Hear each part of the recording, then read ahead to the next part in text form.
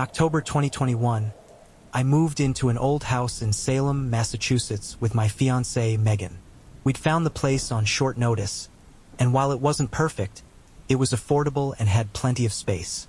The house was over 100 years old, with creaky floors and drafty windows, but it had charm, at least during the day. At night, the place took on a much eerier atmosphere. One Friday, Megan had to work the late shift at the hospital, leaving me home alone for the evening. It was a cold, windy night, and the sound of branches scraping against the windows made the house feel even emptier. I decided to make the best of it by ordering takeout and watching a movie in the living room. Around 9:30 p.m., just as I was halfway through my food, I heard a strange noise. It was faint at first, like a soft scraping sound, but it seemed to be coming from somewhere inside the house. I muted the TV and sat still, listening. The noise grew louder, eventually morphing into what sounded like footsteps, slow and deliberate. My stomach dropped as I realized they were coming from the basement. My first thought was that it could be an animal. The house had an old, unfinished basement with a dirt floor and exposed beams, the kind of place that seemed like it would attract rodents or stray cats. Still, the idea of something or someone down there unsettled me. I grabbed a flashlight from the kitchen drawer and cautiously made my way to the basement door. It was slightly ajar, even though I was sure I had closed it earlier. Taking a deep breath, I flicked on the flashlight and opened the door fully. The narrow wooden stairs creaked loudly under my weight as I descended, the beam of the flashlight cutting through the thick darkness. The air was damp and musty, and the faint sound of dripping water echoed in the space. "Hello," I called out, my voice trembling slightly. The scraping noise had stopped, leaving an eerie silence in its place. I scanned the basement with the flashlight, moving the beam across old storage boxes and discarded furniture. At first, I saw nothing unusual, but as I turned to check behind the staircase, my heart skipped a beat. There, in the far corner of the basement, was a man. He was crouched low, his face partially obscured by shadows. He wore a tattered coat, and his wild, unkempt hair made him look almost feral.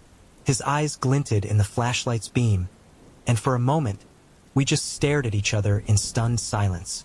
My fight-or-flight instinct kicked in, and I bolted up the stairs, slamming the door behind me and locking it. My hands shook as I called 911, trying to explain the situation to the dispatcher. The man hadn't said a word, but the way he had stared at me sent chills down my spine. The police arrived within minutes, and 2 officers entered the basement while I waited anxiously in the living room. When they came back up, they told me the man was gone. They had found signs that someone had been living down there. A makeshift bed made of old blankets, empty food wrappers, and a half-burned candle. It looked like he had been staying there for a while without me or Megan knowing.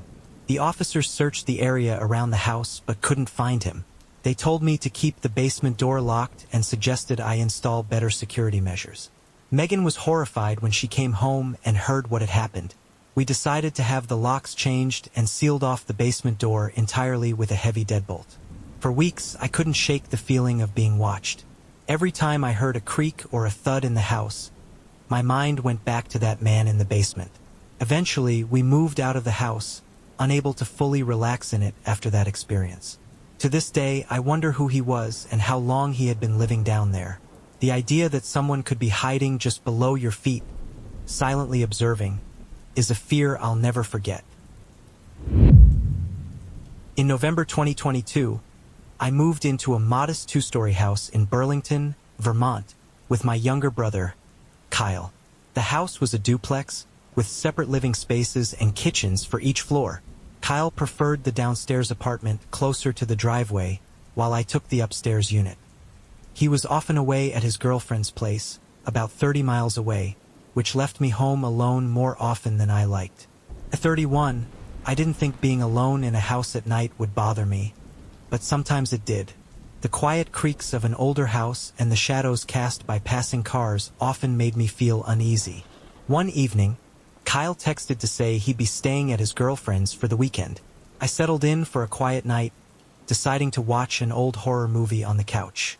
My living room had an open layout that connected to the dining area and kitchen, leaving a large, empty space behind the couch where I sat. It wasn't the most comfortable setup for watching scary movies alone, especially when your back is to the room. As I watched, I found myself glancing over my shoulder repeatedly, the glow of the TV flickering against the darkness behind me.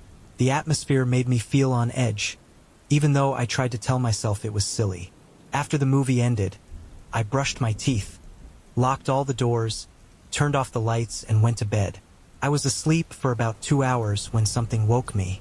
It was almost 1 a.m. I lay there groggily, unsure why I'd woken up, until I heard a voice. It sounded faint, but I could swear it was Kyle calling from downstairs. My first thought was that he had come home unexpectedly. The voice wasn't muffled, as if coming from outside, but seemed to echo through the house.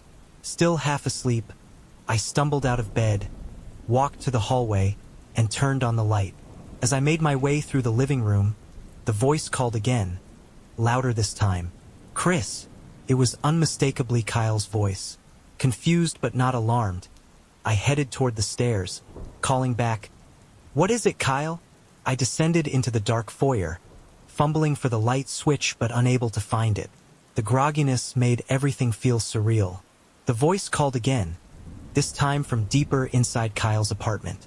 I walked through the hallway to his small kitchen and found the light switch. The bulb flickered on, dimly illuminating the space. To my surprise, the apartment was empty. I checked Kyle's bedroom, calling his name, but no one was there. Suddenly, I heard a loud thud. It came from Kyle's room, the one I had just checked and found empty. My pulse quickened as I stood frozen for a moment. Gathering my courage, I retraced my steps and pushed the bedroom door open wider. The room was silent, with no sign of anything out of place. Feeling unsettled, I backed out of the room and hurried upstairs, locking my bedroom door behind me. I grabbed my phone and tried calling Kyle, but he didn't pick up. The silence in the house felt oppressive, and every small creak or rustle made me jump. Eventually, I convinced myself that I must have imagined everything and fell asleep. The next morning, I woke up to a text from Kyle. "Hey, why'd you call me at 1 a.m.? He asked.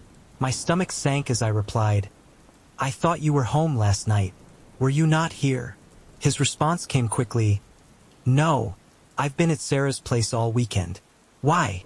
Still unsettled, I went downstairs to check his apartment again.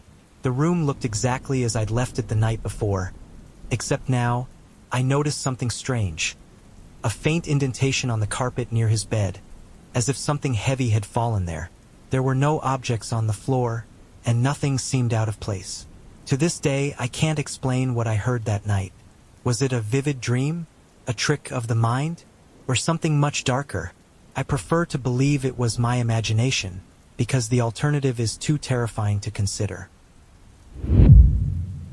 In early March 2023, I was living in a small rental house in Missoula, Montana. It was a quiet neighborhood surrounded by dense woods, with only a few scattered houses nearby. I lived alone, having recently moved out of my parents' home to gain some independence at the age of 25. The place was small but cozy, with large windows that overlooked the forest, a view I initially found calming. On one Friday night, I decided to stay in, catching up on a few projects for work. It was raining lightly, and the rhythmic sound of the drops against the windows made the night feel particularly peaceful. Around 10 p.m., I put my laptop aside and decided to unwind with some tea and a book before bed. As I sat on the couch reading, something outside the window caught my attention. I looked up, expecting to see the shadow of a tree branch swaying in the wind. Instead, I saw a faint outline of a figure standing near the edge of the woods, just barely visible under the glow of the porch light. My first thought was that it was one of the neighbors. Perhaps they needed help or had wandered too close to my yard. I stood and went to the window, squinting to get a better look. The figure didn't move, just stood there, partially hidden by the trees. I felt a chill creep up my spine as I realized they were facing directly toward my house. I quickly turned off the living room light, hoping the darkness would give me a better view without revealing my position. When I looked back, the figure was gone. I told myself it was probably nothing. Maybe my eyes were playing tricks on me in the dim light. Still, I couldn't shake the unease I felt. I checked that all the doors were locked and made sure the curtains in my bedroom were closed before climbing into bed. Sometime after midnight, I was jolted awake by the sound of tapping. At first, I thought it was the rain, but as I listened more closely, I realized it was coming from the window in the living room. My heart pounded as I grabbed my phone and crept down the hallway, trying to stay quiet. The tapping continued, steady and deliberate, as if someone wanted to be sure I heard it. I hesitated at the entrance to the living room, debating whether to call the police. Instead, I mustered my courage and peeked around the corner. Standing just outside the window was the same figure I had seen earlier. They were closer now, the porch light illuminating the edges of their dark clothing. I couldn't see their face, but the way they stood so still, with one hand pressed against the glass, sent a wave of fear through me. I stepped back, my phone shaking in my hand as I dialed 911. The dispatcher kept me on the line, asking questions as I described the intruder. I couldn't answer most of them, what they looked like, what they wanted, because I was too terrified to look again. A few minutes later, I heard the faint sound of a car pulling into the driveway. It was the police. The officers searched the area but found no one. They told me it was likely a passerby or someone who had mistaken my house for a friend's. I wanted to believe them, but something about the figure's behavior felt too deliberate, too targeted. The officers advised me to keep my lights on and call if anything else happened. The next morning, I found muddy footprints near the window. They led from the edge of the woods to the porch and then back again. What struck me most was how deep they were, as if the person had been standing in place for a long time. I reported the footprints to the police, but they said there wasn't much they could do without more evidence. For weeks after that, I kept the curtains closed and avoided sitting near the windows at night. I never saw the figure again, but every time it rained, the sound of drops against the glass brought back the memory. To this day, I wonder who they were and what they wanted. Part of me is glad I never found out. It was late July 2023, and I was house-sitting for my aunt and uncle in a quiet neighborhood in Flagstaff, Arizona. They were on a week-long vacation, and I had agreed to take care of their golden retriever, Max, while they were away. The house was cozy, with large windows that overlooked the backyard and plenty of natural light during the day. At night, though, the tall windows made me feel exposed, as if the darkness outside could peer right in. On my last night there, I decided to relax with a movie.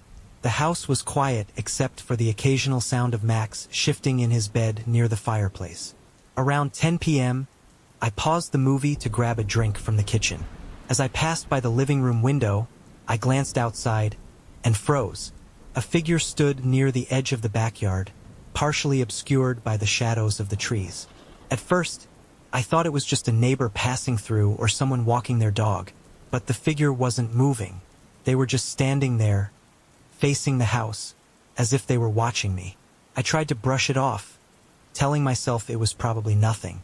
Still, I quickly locked all the doors and pulled the curtains shut. When I returned to the living room, Max was sitting up, his ears perked and his eyes focused on the window I had just covered. He let out a low growl, something I had never heard him do before.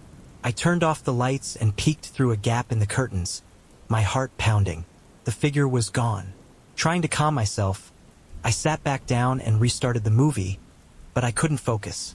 My eyes kept darting toward the windows, half expecting to see the figure again. About an hour later, as I was getting ready for bed, I heard a faint tapping sound. It wasn't coming from the front door or the windows, but from the sliding glass door that led to the backyard. My stomach tightened as I crept toward the living room, Max following close behind me. His growl deepened as the tapping grew louder and more deliberate. When I reached the sliding door, I saw it, the same figure from before, standing just on the other side of the glass. The porch light illuminated them enough for me to see their face, and what I saw made my blood run cold. They were wearing a mask, the kind you'd see at a cheap Halloween store, with exaggerated features and hollow eyes. The mask was tilted slightly, as if they were trying to see better into the house. I backed away, grabbing my phone and dialing 911. The operator kept me on the line as I described what was happening.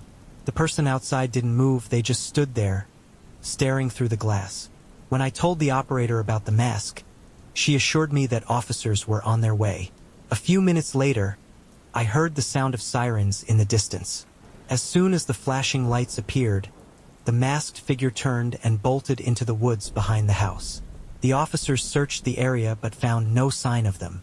They suggested it might have been a prank, but the way the person had stood there, so still and deliberate, made me feel like it was something more sinister. The next morning, I noticed footprints in the dirt near the sliding door, leading toward the woods. What unsettled me most was how close they had come to the house, circling around it before stopping at the glass. I couldn't stop thinking about how long they might have been standing there, watching me before I noticed. When my aunt and uncle returned, I told them everything. They were shocked but reassured me that nothing like this had ever happened before. Still, they decided to install security cameras around the property just in case. Even now, months later, I can't shake the memory of that masked figure. The thought of someone standing silently in the dark, watching from the shadows, is something that still keeps me awake at night. In January 2022, I had just moved into a small one-bedroom apartment in Eugene, Oregon. The place was nothing fancy, but it was close to my university and affordable on my part-time job's income. At 21, I was excited to finally live on my own, even though being alone in a new place was sometimes unnerving. My building was fairly quiet, with only a few other tenants in the complex. One Saturday night, I decided to spend the evening studying for an upcoming exam. The rain had been falling steadily all day, and the sound of it against the windows created a cozy atmosphere. I put on some music, brewed a cup of tea, and settled at the small desk in my living room. Around 11 p.m., I heard a faint creak from somewhere in the apartment. I froze, listening intently. The sound had come from the front door. My heart began to race as I turned the music off and walked cautiously to the entryway. The door was slightly ajar, swinging open just an inch or two. I knew I had locked it earlier. I always double-checked before settling in for the night. Panic set in as I thought someone might have entered while I was distracted. Grabbing my phone, I called out, "Hello? Is someone there?" The silence that followed was deafening. I quickly closed and locked the door, then checked every corner of the apartment. The bathroom, closet, and even under the bed. There was no sign of anyone. Still, the unease lingered. I texted my friend Clara, who lived a few blocks away, to see if she could come over, but she didn't respond right away. About an hour later, I was back at my desk trying to focus on my notes when I heard another noise. This time, a soft thud from the kitchen. My stomach dropped as I turned my chair toward the sound. The kitchen light was off, but the faint glow from the streetlights outside the window provided just enough illumination for me to see. I grabbed a heavy book from the desk and approached the kitchen slowly, my palms sweating. As I reached the doorway, I noticed something that hadn't been there before. A single muddy footprint on the tile floor. I hadn't been outside all day, and the rain would have washed away any dirt on my shoes. My mind raced with possibilities. Had someone been inside the apartment earlier? Were they still here now? I called Clara again, and this time she picked up.